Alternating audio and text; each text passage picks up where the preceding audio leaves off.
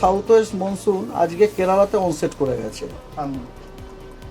কেরালাতে onset করার normal date হচ্ছে 1 তারিখে, আমাদের ফোরকাস্ট ছিল 27 তারিখে এবং তার সাথে কিছু এরার ছিল।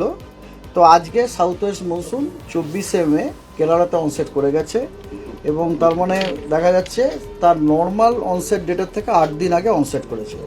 অ্যাজ এ রেকর্ড আপনাদের বলতে পারি যে 2009-তে 23শে মে কেরালাতে অনসেট হয়েছিল, মানে 2009-এর পরে এটা হচ্ছে আর্লিয়েস্ট।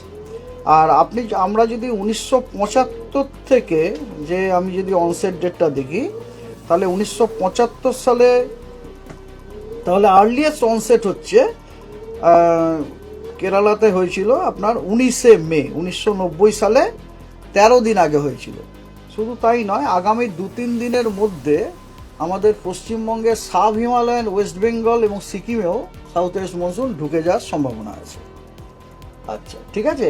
আর এছাড়া 27 তারিখে আপনাদের এর আগে যেটা বলা হয়েছে, 27 তারিখে আপনার নর্থ ওয়েস্ট বে অফ বেঙ্গল এবং অ্যাডজয়নিং ওয়েস্ট সেন্ট্রাল বে অফ বেঙ্গলে আপনার একটা লো প্রেসার এরিয়া ফর্ম হওয়ার সম্ভাবনা রয়েছে, ঠিক আছে। এবং তার জন্য আপনার কথা হচ্ছে 28 তারিখ নাগাদ, 28, 29 এই তারিখ নাগাদ দক্ষিণবঙ্গের অনেক জেলাতেই ভারী বর্ষণের সম্ভাবনা আছে। 26 তারিখে উত্তরবঙ্গের সবকটি জেলা এবং দক্ষিণবঙ্গের পূর্ব দিকের সবকটি জেলা অর্থাৎ মুর্শিদাবাদ, নদিয়া, উত্তর এবং দক্ষিণ 24 পরগনা এই জেলাগুলিতে হোয়াইট স্প্রেড রেনফল হওয়ার সম্ভাবনা আছে এবং দক্ষিণবঙ্গের বাকি জেলাগুলিতে স্ক্যাটার্ড রেনফল হওয়ার সম্ভাবনা রয়েছে। 27 তারিখে দক্ষিণবঙ্গ, উত্তরবঙ্গের সব জেলাগুলিতেই স্ক্যাটার্ড রেনফল হওয়ার সম্ভাবনা রয়েছে। 28 তারিখে আবার দক্ষিণবঙ্গ, উত্তরবঙ্গ মানে গোটা পশ্চিমবঙ্গের সবকটা জেলাতেই ফেয়ারলি হোয়াইট স্প্রেড রেনফল হওয়ার সম্ভাবনা আছে, অর্থাৎ পশ্চিমবঙ্গের প্রতিটি জেলারই অধিকাংশ স্থানে বৃষ্টিপাত হওয়ার সম্ভাবনা অনেক স্থানে, অধিকাংশ স্থান না, অধিকাংশ স্থান হচ্ছে হোয়াইট স্প্রেড, অনেক স্থানে আপনার বৃষ্টিপাত হওয়ার সম্ভাবনা রয়েছে 28 তারিখে। 29 তারিখে দক্ষিণবঙ্গের সব কটা জেলাতে হোয়াইট স্প্রেড রেনফল হওয়ার সম্ভাবনা আছে, অর্থাৎ দক্ষিণবঙ্গের প্রতিটা জেলার অধিকাংশ স্থানেই বৃষ্টিপাত হওয়ার সম্ভাবনা আছে। এবং বৃষ্টিপাতটা কেন বুঝতেই পাচ্ছেন 28-29 তারিখে, it is because of this মানে অ্যান্টিসিপেটেড সিস্টেম। এই যে সিস্টেমটা যেটা আমরা অ্যান্টিসিপেট করছি 27 তারিখে ফর্ম হবে এবং তারপরে পরবর্তীকালে ওটা উত্তর দিকে মুভ করবে, তার জন্য আমরা 28 তারিখে বৃষ্টি, তারপরে আপনার 28 তারিখে বৃষ্টি ফেয়ারলি হোয়াইট স্প্রেড দক্ষিণবঙ্গে, 29 তারিখে তার থেকে বেশি, দ্যাট ইজ হোয়াইট স্প্রেড রেনফলের সম্ভাবনা রয়েছে এবং উত্তরবঙ্গে 29 তারিখে সব জেলাতে ফেয়ারলি হোয়াইট স্প্রেড রেনফল হওয়ার সম্ভাবনা আছে।